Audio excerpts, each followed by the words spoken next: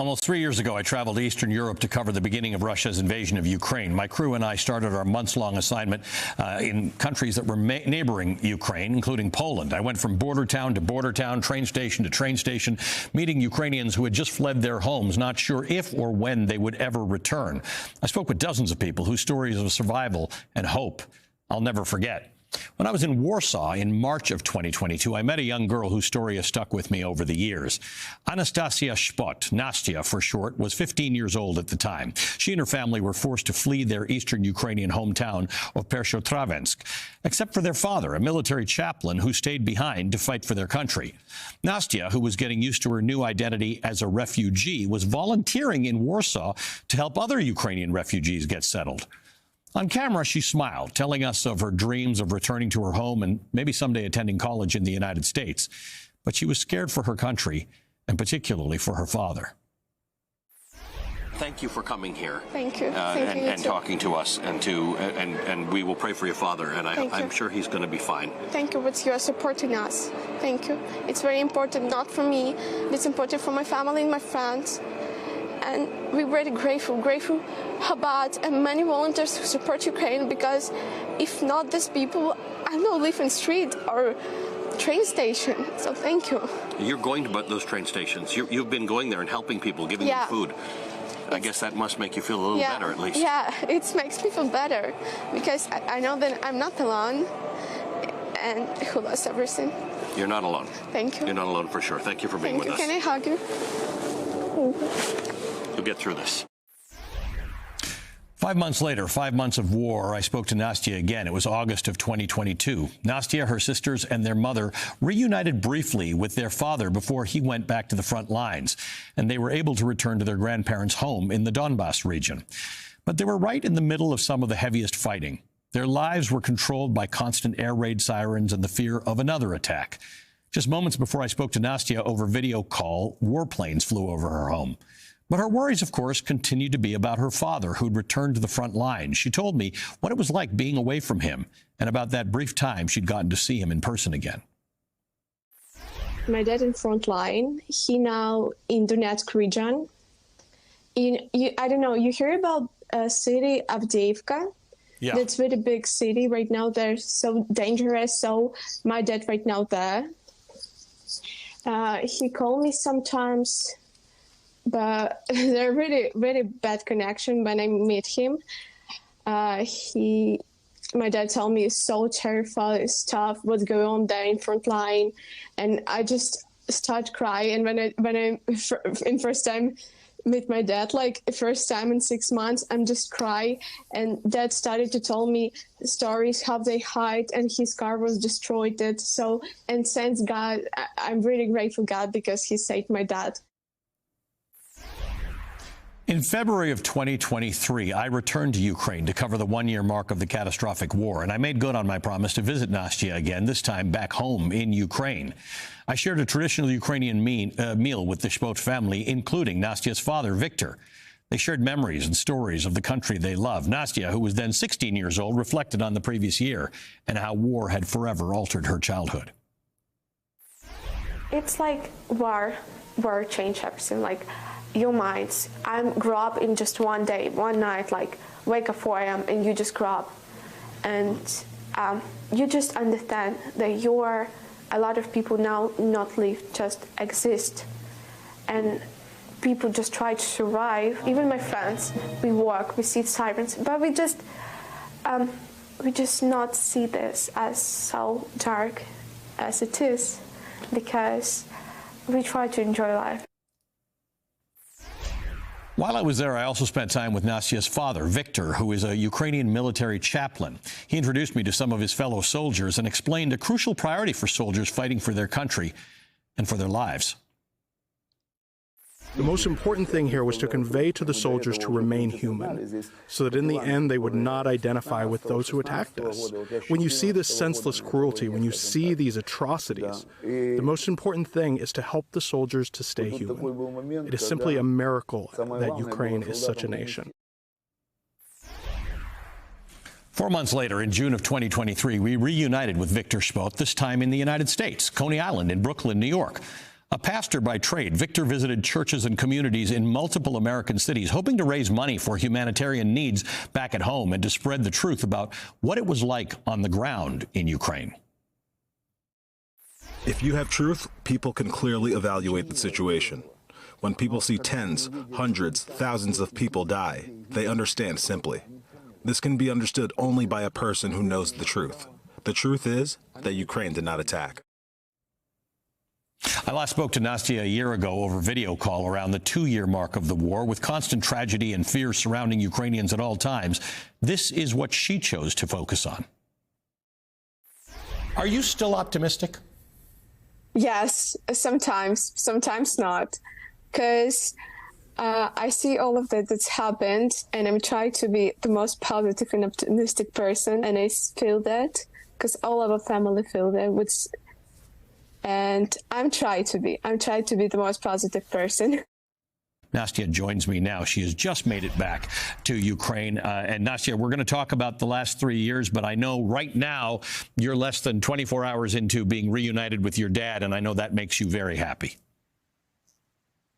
Yes, I am. Talk to me about what's happened. We've talked a lot about the war, but what about you? You left Ukraine, you went to the United Kingdom, you came back a few times. Where are you right now in your journey? I am in Ukraine right now, currently, and beside of that, I'm studying in UK full-time as a student. And when I have a free time, I'm coming to Ukraine because tomorrow we're going to have anniversary of war. Unfortunately, there's going to be 3 years of war. And I want to spend this time with my family. And additionally, 21st February is International Praise Day, when whole country going to pray together, and that's the day when I'm going to spend in the church and praying for my country, because everything that's going on right now is horrible, because front is moving, situation getting more horrible, and yeah, just try to be optimistic. And that's hard to be optimistic. I think that's your nature. It's your dad's nature when I met him. But it's hard. Your dad actually had a close call in which somebody he was with, some people he was with, some soldiers were injured. Tell me about that. So the situation with the front and dad is, now it's getting more darker. In the beginning of war with that, it was difficult, but unfortunately, I was wrong at that time, because now the situation is more harder, because on New Year time, I came to Ukraine to spend some time with my dad.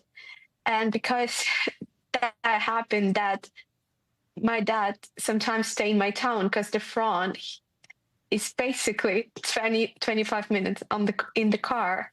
So I came here, and one time my dad came to my house at 3 a.m. and I didn't know what's happened. And then he told me on the next morning it was drone attack. His car was completely destroyed. And so they've been going on the motorway, and they saw the drone, and they decided to leave the car, because near of them there was the car, and they saw like a soldier that was bleeding. So they came out of the car, they saw the drone and started to hide, and the drone shoot the car, and by the miracle they've been saved. And there's so many things happened to him, and it's a miracle that he stayed alive. A couple months ago, one of the chaplain was my dad being shot in his leg, and thankfully my dad stayed alive, and without any hurt, but some people been hurt near to him. So one thing you said to my crew and me when we last met in person, your goodbye wish, I can't remember the Ukrainian expression, but it was peaceful skies. It meant may your skies be peaceful. Yeah. When we were visiting with you, there were attacks. Do you still hear these sirens? Do you still hear the airplanes going above you? And what was that expression you used, peaceful skies? So the arm attack planes are still flying. There are some drones near to my town. Unfortunately, the war now, it's drones war. like the drones here is 24/7, and now there's a lot of militaries because situation is getting worse and worse. And I've been told about Mirne Nebo, which is mean peaceful sky. But 3 years time then, and I'm still hoping for the peaceful sky because I live near to Pokrovsk town and it's almost occupied. And everyone is just living in this emotions and on this wave where everything is moving so fast. Everybody wants to know. Everybody who asks me about you wants to know, what does your future hold right now? You have one foot in Ukraine. You have one foot in the West. What is going to happen to you, and what do you want to do? So I clearly understood that all my life being related to the politics and international the politics, because so the war in my head started from 2014, because when my dad came to the front, when all of this started with Crimea and Donbass, and now for that moment I realized the politics is pretty important. Then when I was 15 and the war started, full-scale war, I was so shocked.